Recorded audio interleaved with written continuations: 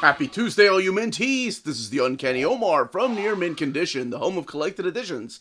And this is the day where I do my weekly advance look at all these collected editions coming out from Marvel this particular week. So, let's get started.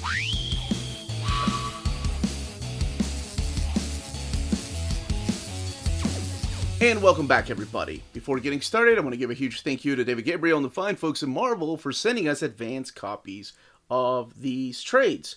All these books are due out in the direct market and book market on September 27th or 28th, depending on where you get your books. So we're looking at an Epic collection, sort of a goodbye, and a Marvel Masterworks of a brand new line, a couple of trade paperbacks, and then an anthology of Reign of X. As always, I leave timestamps in the description of the video so you can jump around if you're curious about one title or all the titles. Or I am going to talk a little bit about spoilers, especially for Doctor Strange. I always try to tell people ahead of time if I am going to talk just a little bit about spoilers. So maybe if you don't want to know anything about the new Strange title, well, you can jump to the next book.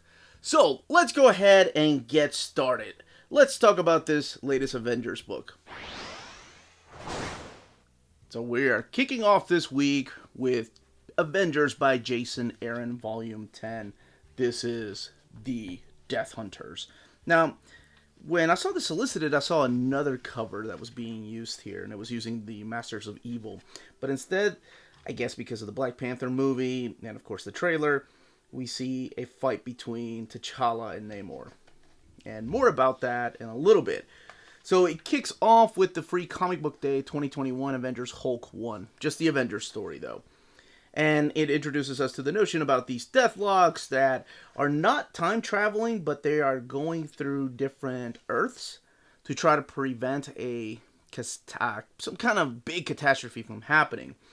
And what we find out that they're doing is trying to keep these interdimensional, or I guess, different Earths, villains, Masters of Evil from conquering these worlds. So it's your very familiar faces kind of mashed up. And we've seen some of these characters appear through the pages of Avengers by Jason Aaron. So it becomes this mission to try to stop him from destroying, of course, our Earth, right? Earth 616. And damn it. You know, we've seen this over and over again, but every freaking time I see this type of story, I love it. This is my type of story. So you have characters like the Black Skull there, Doom Supreme, Kid Thanos, Berserker, Ghost Goblin, just to name a few. This one here has a secret that I don't want to reveal. So does that particular Destroyer there. But then it goes right into the Avengers issue. This is the one that I remember as the cover, issue 51. So this does collect the Free Comic Book Day 2021 Avengers Hulk 1 story, and then issues 51 through 55 of Avengers by Jason Aaron. This is pretty much Thor, Odin's son, learning to deal with what could have been his past, learning to deal with his legacy, who could have been his real mother. He refuses to accept that's who it really is. And, you know, as a reader, you're also led to like, well, that can't be the truth. And then out of nowhere, these multi-dimensional hopping beings come in and start slaughtering Deathlocks. So it's really cool because the Avengers are all broken up. By the way, I love this right here.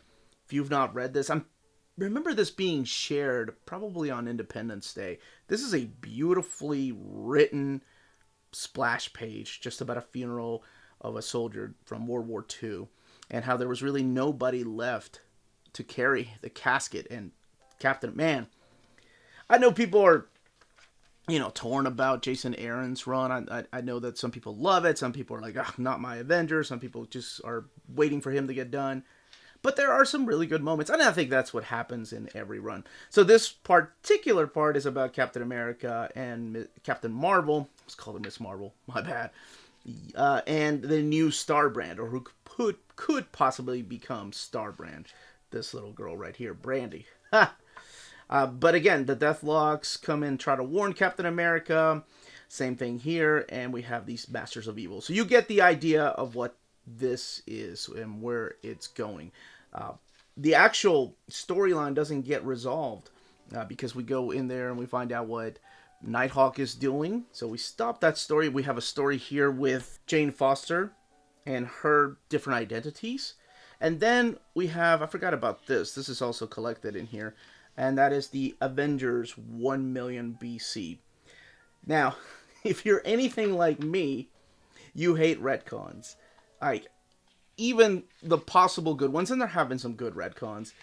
So stories like this make me weary, and when I'm asked, like, what do I think about what Jason Aaron did with some of the retcons, whether it's Thor's or whether it's Phoenix, my answer is always like, no, thank you. But the artwork here is by Kev Walker, who I have loved for a long time. His art is just so awesome. Now, the book has 176 pages. Let's look at the extras, because there's always extras in the back, like variant covers. And retails for $19.99. By the way, this tribute right here, I know it's from the Avengers finale, and it is drawn by George Perez, but speechless. I'm so glad they did a tribute. And this was printed in all the single issues that came out the month that he passed. So George Perez, once an Avenger, always an Avenger. Perfect. Moon Knight, Volume 2, Too Rough to Die. This is the recent series by Jed MacKay. This one retails for $19.99. Now, something I didn't mention about that Avengers, and it hasn't happened with all of these books, is that we have a new printer that is printing some of these. And it's here in the U.S. I think it's in Cleveland, if I'm not mistaken. Or no, Green Bay. And the paper quality they're using is this really thick, glossy paper. It's slick. It reminds me of the paper that they use for the Sheridan printer. I don't know if you have X of Swords, the oversized hardcover, or the Hellfire Gala, but I did want to point that out. This one here, and there's a couple more. Avengers was still printed at the Salisco printer in Canada. And I know some people don't care about printers, but I know I have viewers that do. So this one feels like it's got thicker paper than the Canadian printer, but also it has a glossy, so like the front cover and the back cover are glossy, but the internal parts are just this flat finish to it. So anyway, that's all I will say about that. I'm not sure if they're going to take over. I don't think so, because I've read some books from the upcoming weeks, and none of them are printed in the U.S. Most of them are printed in Canada, but I could be wrong. Maybe it's just that Marvel was getting behind, or they're reprinting a lot, which keep an eye out on the channel. I'm going to be doing another video of recent reprints of trade paperbacks in case that's your thing. So this collects issues 7 through 12 of Jed MacKay's run. You have Alessandro Capuccio doing the artwork, and boy, if you've not read Volume 1, I do not recommend reading this and jumping right in thinking this is a good jumping on point. Volume 1 was just reprinted. Go and pick it up, because this is some of the best Moon Knight I've read. And it's solid. It's a great jumping on point for Moon Knight. It's just confusing as hell, because there is a war that's being fought on both sides. Internally, so in his mind, and externally. And then, of course, you have Devil's Reign. So, by the way, I love the way Devil's Reign is mapped in here. So you do have the Devil's Reign one-shot. So here is Dr. Moon, who has taken over the mission, the Midnight Mission, because, yes, during this time, Moon Knight has been kidnapped. I didn't even talk about how awesome and just badass it is that he just walks into the bar with no name and is looking for the Zodiac. Now, we don't know what the Zodiac is. That's pretty much what this volume is. We got a little bit of hints in the last volume that it was coming, but this is just a search for Zodiac. I mean, he's going villain after villain, trying to find out who the Zodiac is, what the Zodiac is. And here we have Hunter's Moon fighting against some villains, while our Moon Knight is trapped in the Devil's Reign arcs. Some heroes got thrown into a prison, so he's just adapting in the way he adapts, of course. Kicking butt and taking names. But eventually we do get him back, and again, he's trying to figure out who it is. We still have him going to see Dr. Sturman, his therapist, because that's part of the deal about being an Avenger. You have to go and get checked in. I get it. But I love the fact that Jed MacKay brought back Andrea Sturman. She was a character from Fabian Niciesa's run on Nomad.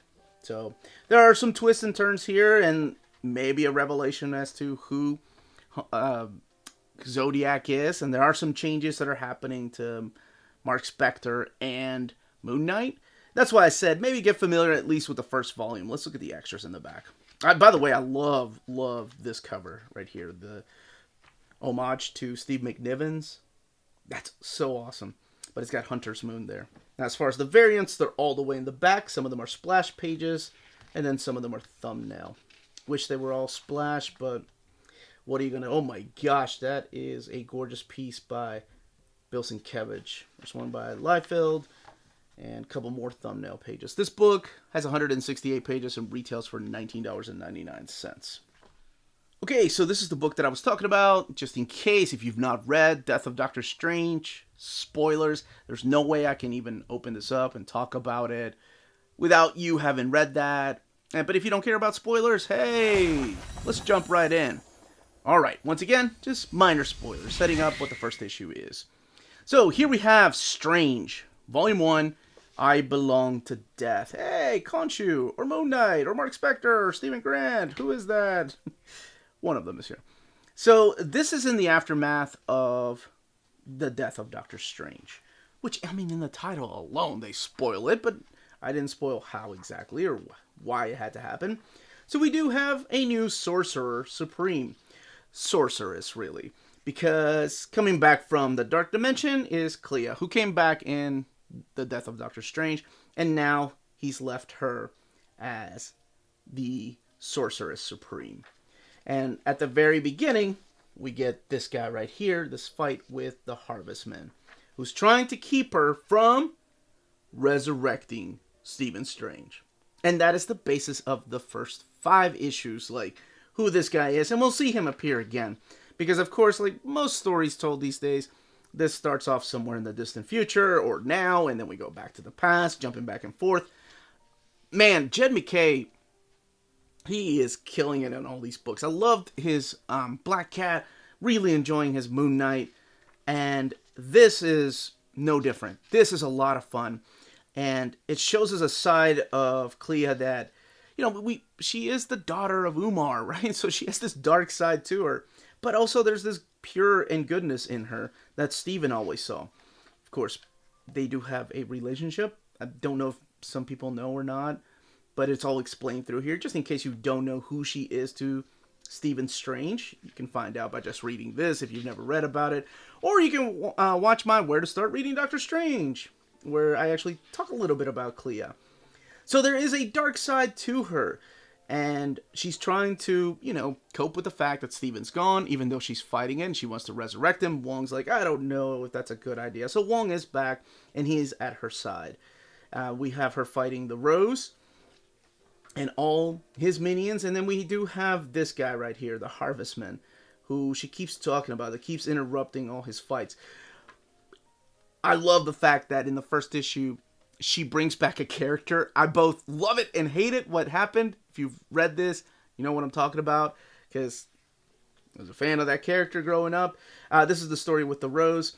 This one is also printed in the US, so it's got this thick glossy paper, and again, you know, the internal cover and back cover have a non-glossy finish to it, but this is what the artwork looks like. This is done by Marcelo Ferreira, and the book retails for $15.99. Now let's look at the extras. I think that's all I need to say about this book, so I don't want to go into spoilers. I love the extras here. Of course, have to censor that final page there, but I love that all the variants are framed, like that one there by Art Germ. And then you have more back here by Mahmoud Asrar, Jeffrey Scott Campbell, and Scotty Young, Dan Panosian doing a Deadpool type. But it kind of looked like Strange, the original Strange, not the new Strange. And then a couple of thumbnail ones back here. So this is the very first volume. Hopefully we'll see an oversized hardcover format of this release someday. Reign of X, Volume 14. This is the final Reign of X volume, because after this, we jump into Trials of X Volume 1. This one right here. So this was originally solicited as Reign of X Volume 15. If you pre-order, you may have gotten an email saying, hey, we're canceling it, or we're moving your order over to the Trials of X. But that will be the new anthology here. And this is the one that wraps up this particular anthology, because this wraps up the Hellfire Gala. So that era is wrapped up here. So to answer the question, is Inferno going to be collected in these? No, it is not. So you may end up having to get the trade paperback if you want all of this stuff. Just like the way that X of Swords was collected in a different collection, or House and Powers of X. So this kicks off with X Factor number 10, and again, the characters are at the Hellfire Gala. Way of X number 3, Children of the Atom number 6, and Marauders 22, as well as X-Men, the new X-Men number 1. And the new X-Men were introduced in the pages of the Hellfire Gala. I still don't think that Rachel's costume is appropriate, because that's her Hellhound costume. I always thought that was a weird choice. But I did enjoy Leah Williams, her run on X Factor. I like her treatment of Prodigy. Honestly, it's the best written Polaris I've seen in a long time. Polaris seems to be one of those one-dimensional characters that writers don't really know what to do with other than, let's make her crazy and fun. And I think the proper writer has to come in. People like Peter David come in from time to time and treat her properly and with care. Then we have the Way of X story here, continuing the saga of who is really behind everything. But I love that we have to pause all that to throw these characters into the Hellfire Gala, because that's what's important. And then we have the conclusion of Children of the Atom. I think I've talked about how that's not one of my favorite ones, but also because it just doesn't feel like it fit into all this. It felt like a book that was written a couple of years ago during that particular era of X-Men, and they just kind of rewrote it to fit it in here, including the Hellfire Gala story. But this concludes that miniseries, and then we move on to this really powerful issue of Marauders that kind of retcons a little bit of Sebastian Shaw's past and what the White Queen is really capable of. And just this one's written by, of course, Gerry Duggan, who went on to do X-Men. But I don't know how I felt about that particular retcon. X-Men number 1, though, and I'll be talking about volume 2 here in a little bit. Stupid fun. I loved it. Like, the X-Men combining, I don't know why they've never done this. This is so ridiculous and so dumb, but it works whenever they're fighting this big machine here. They combine forces to make a giant robot. I think I talked about it when doing my review of volume 1. So stupid and so awesome at the same time. I hope that we never get a Marvel Legends of this, because that would be ridiculous. But that is what wraps up this particular anthology. Then we have some variants in the back. Book retails for $17.99, and this one has 160 pages. This one's also printed in the U.S. For all the people that keep an eye on spines, I was curious how those new spines from the new printer would look compared to the printer they've been using, and they look just as, they look just as good. They look just like they were printed at the old printer. But anyway, let's keep going. Okay, now that you saw the spines, also printed in the U.S. is X-Men by Gerry Duggan, Volume 2. And for you that are wondering why I'm announcing this was printed in the U.S., it means something to some people. Believe me. So Volume 2 collects X-Men 7 through 12. This is the new era. This is after the era of Jonathan Hickman. We have a brand new team who you met in the Reign of X. And now we moved on to what is, I guess, the Destiny of X. But I think they're rebranding it as the Trials of X era. So pretty much after Hellfire Gala and Inferno. So we'll see the new team here in a second. Oh, here they are. Cyclops, Sunfire, Marvel Girl, Sync, Captain Krakoa, Wolverine. It's Laura Wolverine, by the way. And Dr. Stasis is not part of the team. He is the villain. But your main team is right there. And this all kicks off with Dr. Stasis. And in this volume, it's pretty much Dr. Stasis setting things up with all his experiments. You do get to find out who Dr. Stasis is by the end of this. And it's... how do I put this? To quote Kitty Pryde in the pages of Astonishing X-Men, yeah, but what? If you read it, you know what I'm talking about. And if you read this, that was my exact reaction. There is a really fun issue here that I enjoyed. Now, you do get an origin of Captain Krakoa. The Rule of Three is a freaking awesome storyline right here. MODOK plays a big part of that.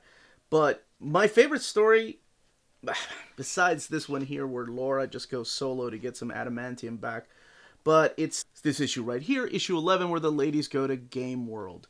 Now, while you have all these serious things going on in the book, like all these secret councils meeting, the Great Ring of Orcus, or what is it, the Great Column of Araco, all these people are meeting and they're trying to decide the fate of Krakoa and the fate of mutant kind. Like, you have all these serious things happening. The ladies decide to investigate some things and go into Game World. I love this issue. I think it's awesome. It reminds me of that, what was it, the Ladies' Night of issue 244, or even in a way Men of issue 245 of Uncanny.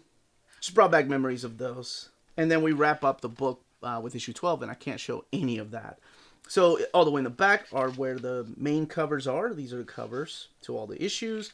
And then the variant covers. I love that Jim Chung cover right there. It's a sketch cover. The book has 176 pages and retails for $17.99. And just showcasing some of the covers. That is an awesome one. This is the Stormbreakers variant. Look like a house ad. Oh, Arthur Adams and Savage Land Rogue. And the trading card variants, which are also cool. Now, let's keep moving to Conan the Barbarian, the epic collection of the original Marvel years Vengeance in Asgalun. So this is the final volume of the epic collections. I think there was a volume 7 that was supposed to come out, but that one has just been pulled from solicitations because of all the rights. So I don't know, what Titan plans to do. I don't know if they're going to come out with books like this, but this is the final one from Marvel.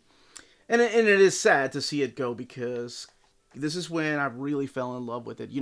What got me into Conan was, of course, the movies when I was a kid and the cartoon in the 90s. But I really got into it with the Colossal Conan book by Kurt Busiek and Tim Truman from Dark Horse. And then when Marvel got the rights back, I was like, oh, let's check out some of this old stuff. I like, swords and fantasy, and I love Berserk, and, Conan always struck me that way. And it just blew me away how good and just how powerful these stories can be. So, this is Conan issues 72 through 88, have been collected before, I believe in volume 3 of the Omnibus. So it's pretty much him and his pirate lady here, Beylit, and they're trying to reclaim her rightful place on the throne of Asgalun. So they're going on this journey. First of all, they're trying to find her father. So they are traveling. They're now going into the Stygian land here, where they meet a lot of the folks here, including one new character that will join his team. And I remember reading the Omnibus and thinking, boy, that guy is colored completely different than he is later on, I think in the second issue. So in this, he's going to be fighting a bunch of giant lizards, a bunch of giant honks. It's Conan. You get used to these stories. Red Sonja does get to come back in this particular issue, and they have a team up. And it's just such a pleasure to see her show up in here. Because outside of the crossovers, you really don't get to see her because she was doing her own thing in her own series. Yeah, these are the Hawkmen here that he gets to fight in this particular valley. So, again, he is journeying through this world and trying to do the right thing by his lady. And then, of course, things take a turn for the worse because it's Conan. Nothing ever goes his particular way. But no matter what, he will fight it through. This is, if I'm not mistaken, my goodness, yes, John Buscema. Ernie Chan doing a lot of his inking here. But this is where you get to meet this character right here. This is Zula. And he becomes a partner for Conan for a while. Now, I remember in the introduction, they were talking about how the colors were off on him. But it's not until his third issue that he appears in that they recolor him like this. So I guess this color that they were using for him was just a little too much. And they decided to go with a more traditional look to tell him apart from Conan's people, because he is from another part of this particular world. man, it sucks because the people that were getting the Epic collections won't get to see what ends up happening, whether Beylit ends up getting her throne back or not. But if you're a completist and you've been getting Conan in this format, then I don't have to tell you to go out and get it. Because I don't think, obviously, whatever print run they have with this, that will be it. Let's look at the extras in the back. So here we have the Treasury Edition number 15. This is a cover by John Buscema and Ernie Chan. And then right here's the back cover by Big John Buscema. There's house ads and original pages, original art. My gosh, to own those. Just that Buscema with Ernie Chan. Love it. Unused art. There's some Howard Chaykin artwork here. And, oh yeah, this is the cover to the Omnibus. This is the Volume 3 Standard Edition cover by Frank Cho. This book has 328 pages and retails for $44.99. Last but certainly not least, Werewolf by Night, Volume 1.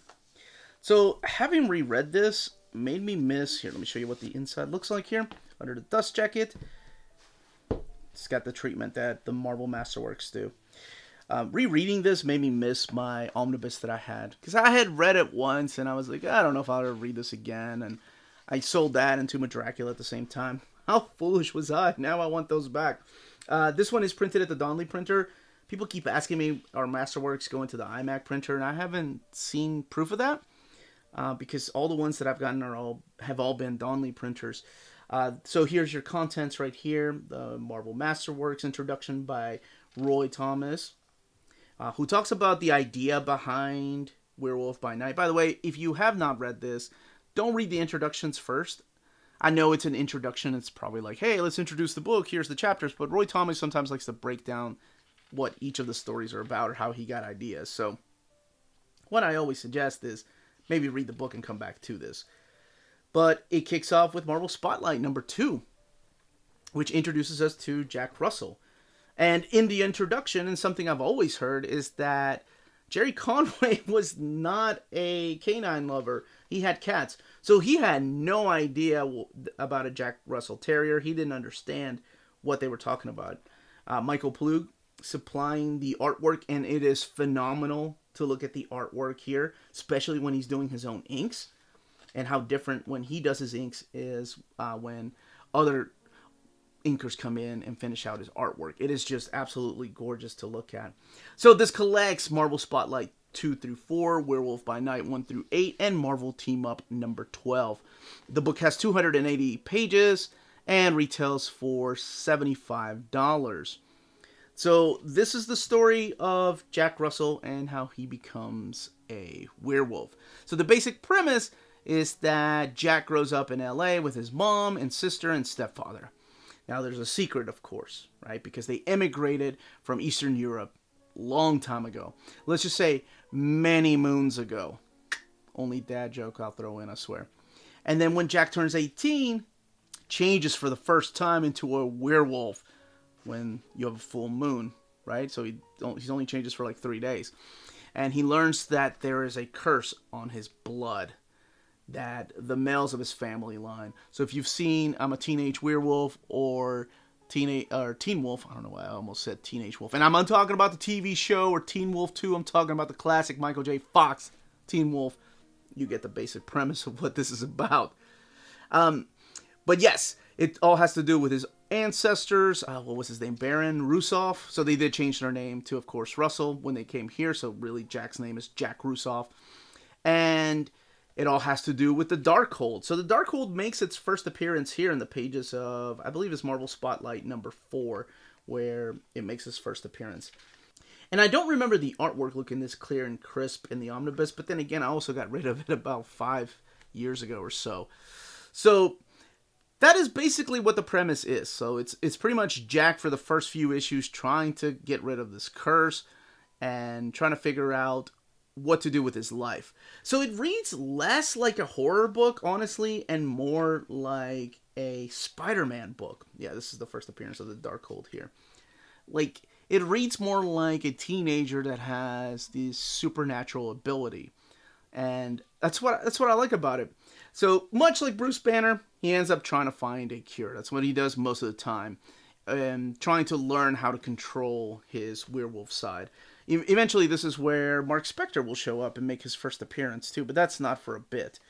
But this is the very first volume, and this is what the artwork looks like. So for you that have the omnibus or have the complete collections, maybe you can make a comparison, because, yeah, I don't have either of those anymore.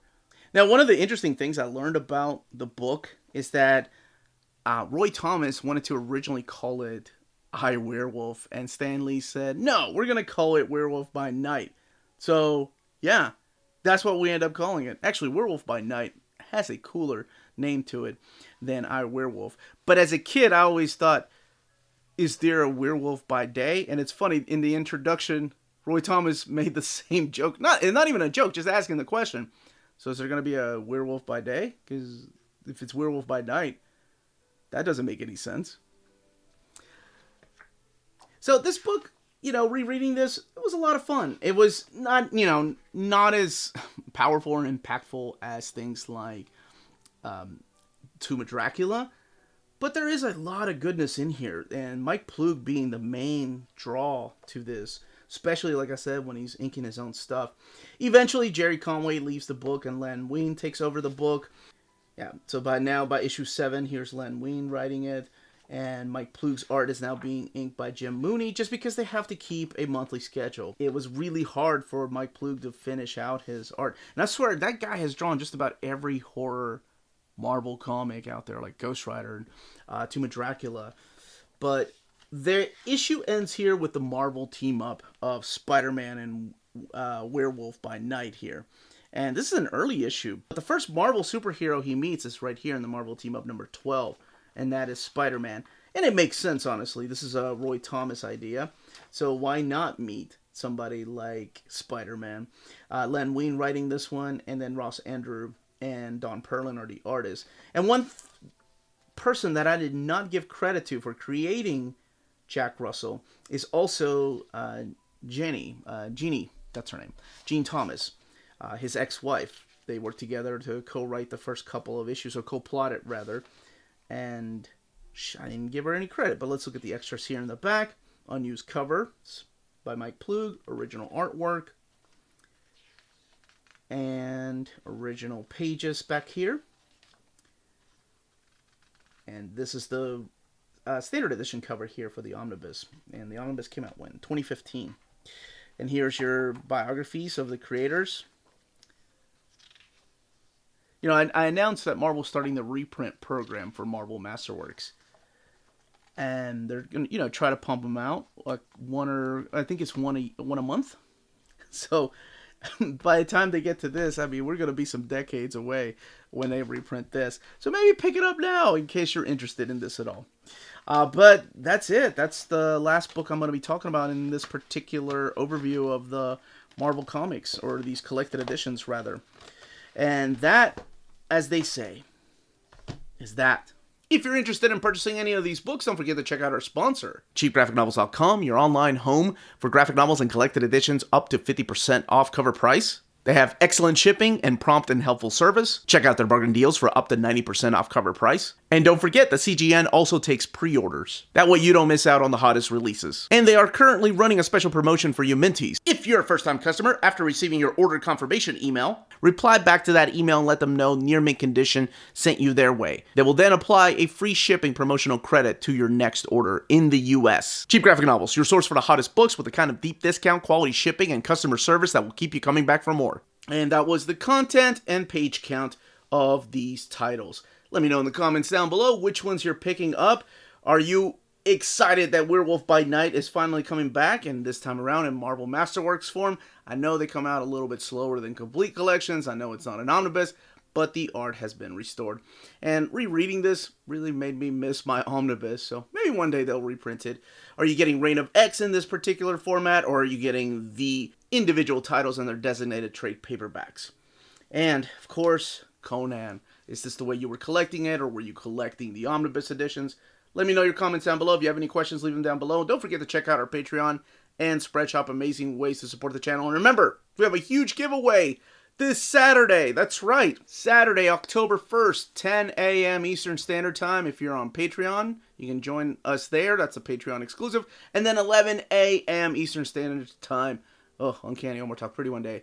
On this very channel here for everyone.